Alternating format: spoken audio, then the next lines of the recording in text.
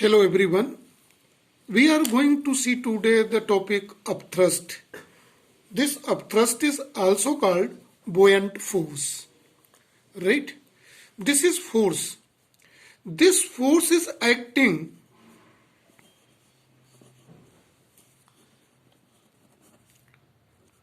on solid body when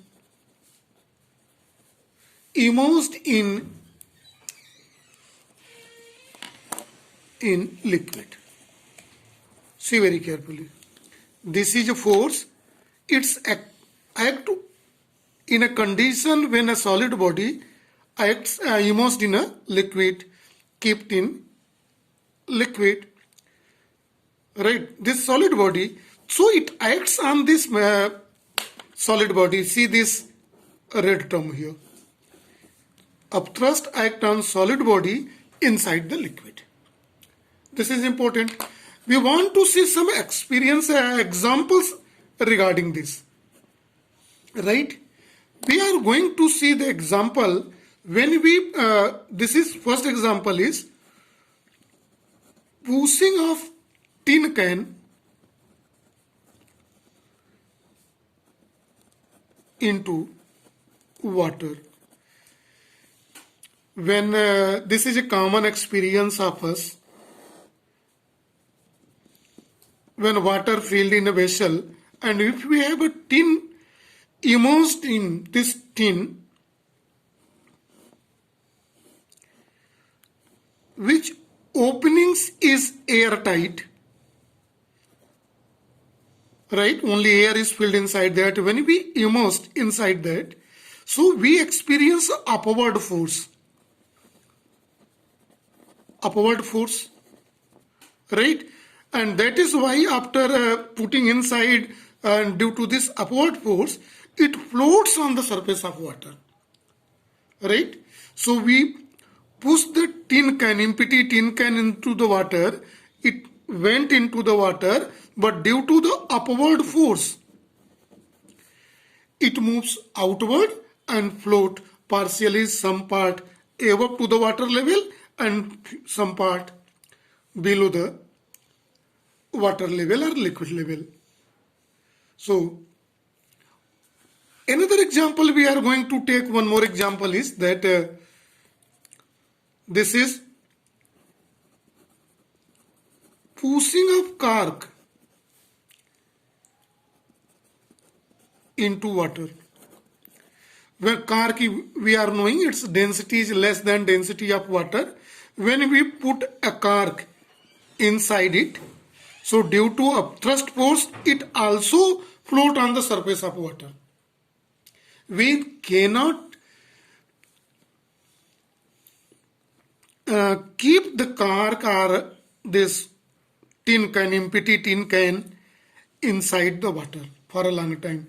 It will be only up to when force is acting, external force acting on it. After removing the external force, due to the upward force, it's float on the surface of water. We have a common experience of one more example we want to take. When we take out water from well, right? So when bucket is inside the water, it feels lighter in comparison to when it is in the air.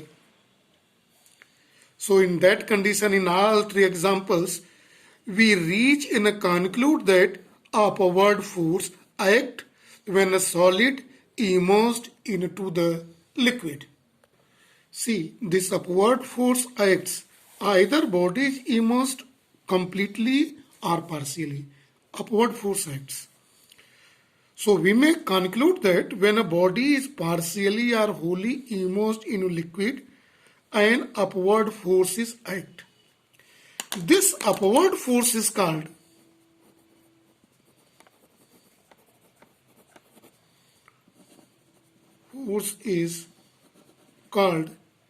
upthrust. Upthrust, or another name is buoyant force. This buoyant force, right? One more thing we can define from this buoyant force or upthrust. That is the buoyancy. Buoyancy is called the property of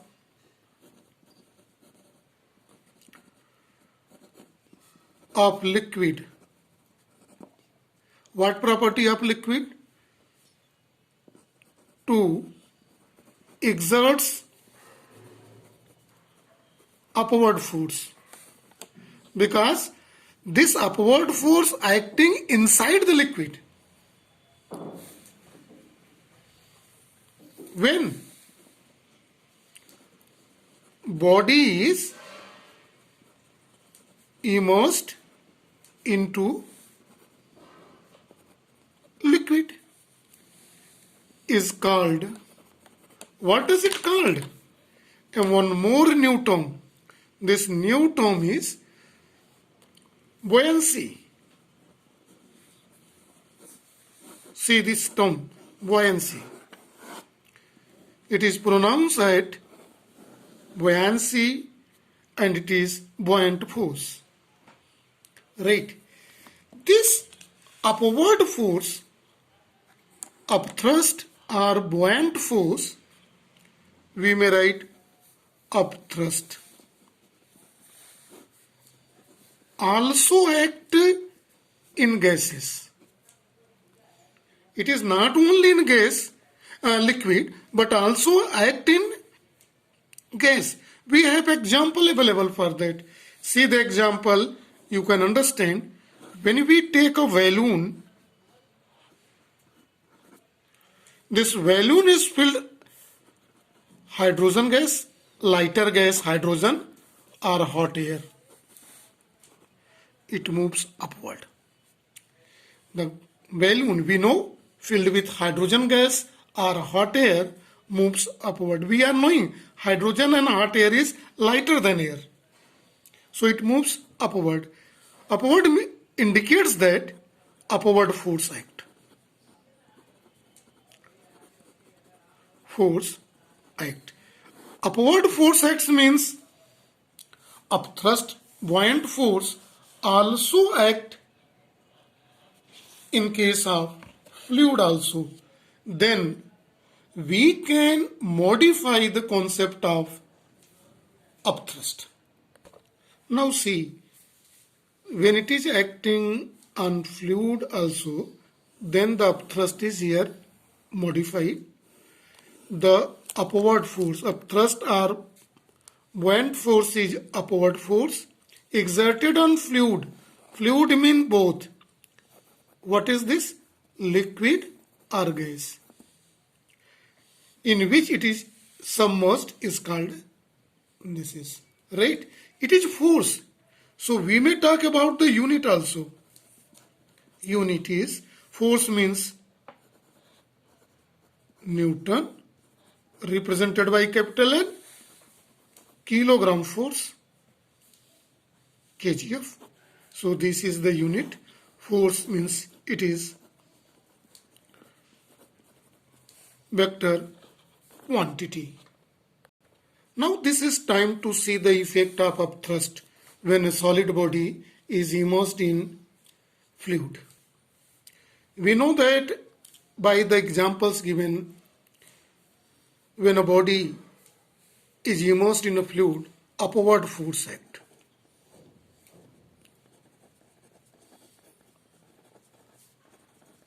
Acts. Right? This upward force is called upthrust, we know. Right? Due to this upward force,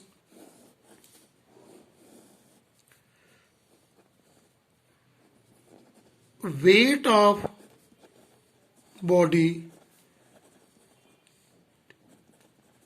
decreases. Right? So this is effect when we have given the example of this lifting of water from the well. We see the bucket filled with water. When it is outside this feels heavier than when it is inside the water. So this example we know. So this is the effect of upthrust. Now there are two characteristic property of the upthrust or buoyant force. The first characteristic is this. If you select two bodies and both have a different volume, and when we put both bodies separately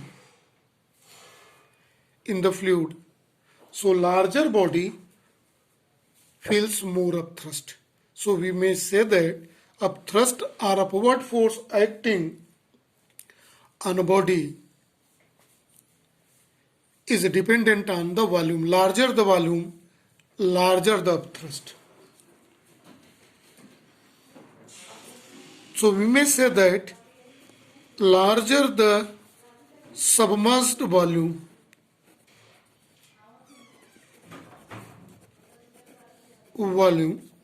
implies that larger the upthrust.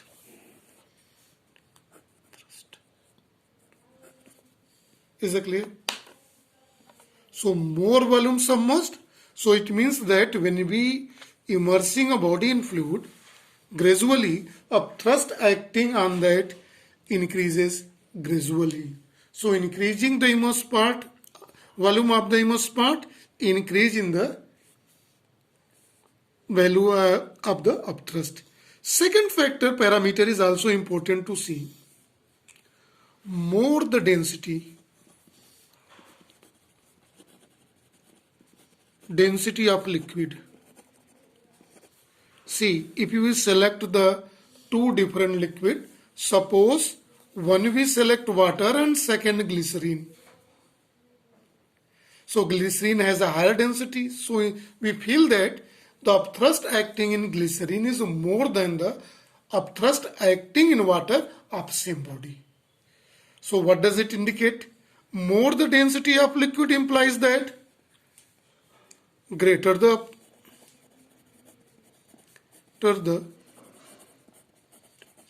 upthrust. So these are the two parameters. So we might say that two factors are responsible, which determines the value of upthrust. That is, first A,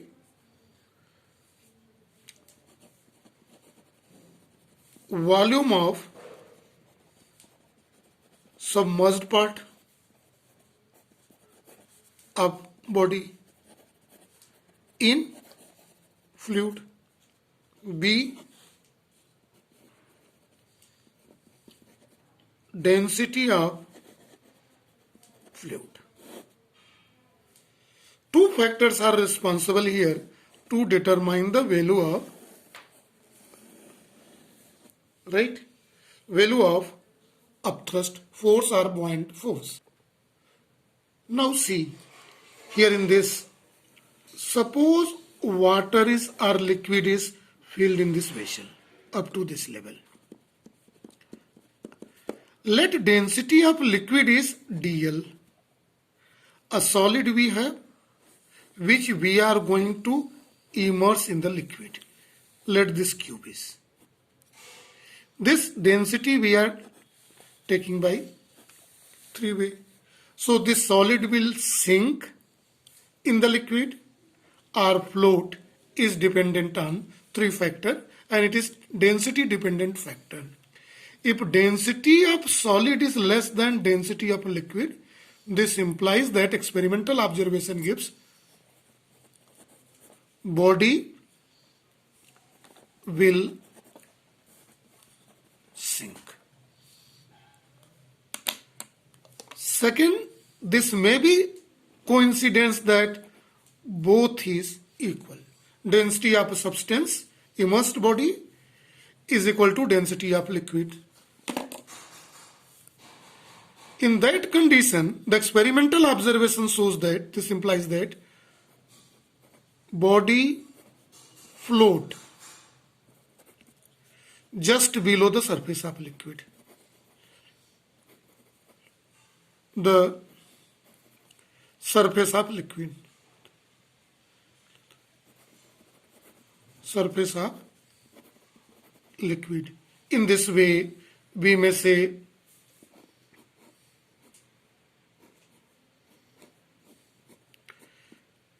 complete, it will be, the upper portion will be just below the surface of liquid. This is a condition when both densities are equal. If it is sinked here at the bottom, the object here, it is possible only when density of solid is greater than density of liquid. One more possibility. Experimental observation gives that when density of solid is less than density of liquid. So experimental observation gives body float partially. Partially means some portion outside,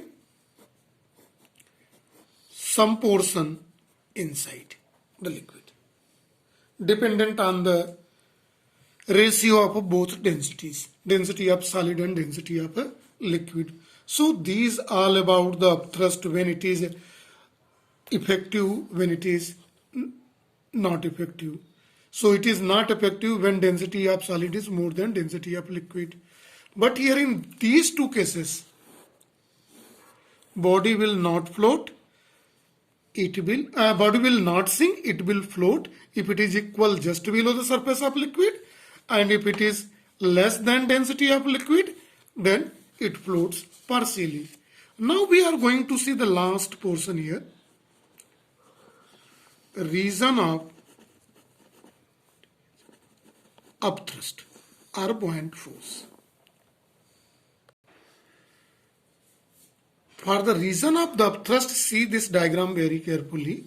A cylinder is inside the water. We are knowing that pressure exert at every point in liquid in all possible directions. So see the liquid surfaces here in it. So due to this surface, a pressure is exerted here on this direction. It is dependent on depth. Downward force is acting, upward force in this direction, sidewise forces in this direction. So sidewise forces cancel each other, and net resultant is 0. Equal and opposite cancel.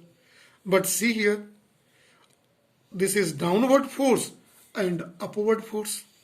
So downward pressure, let it is P1. Upward pressure is let P2. Upward pressure is P2 is more than P1. Why? Because H2 is greater than H1. We are knowing the pressure formula is, it is at H1. H2 is greater than H1. It means that we are knowing this pressure formula is rho Hg. So height is more. That is why the upward force is greater than downward force. That is why upthrust acts on solid when it is immersed in the fluid. Its formula we will see in the another video. So to understand the concept, watch the whole concept carefully. This is for today only. Thank you and have a nice day to all.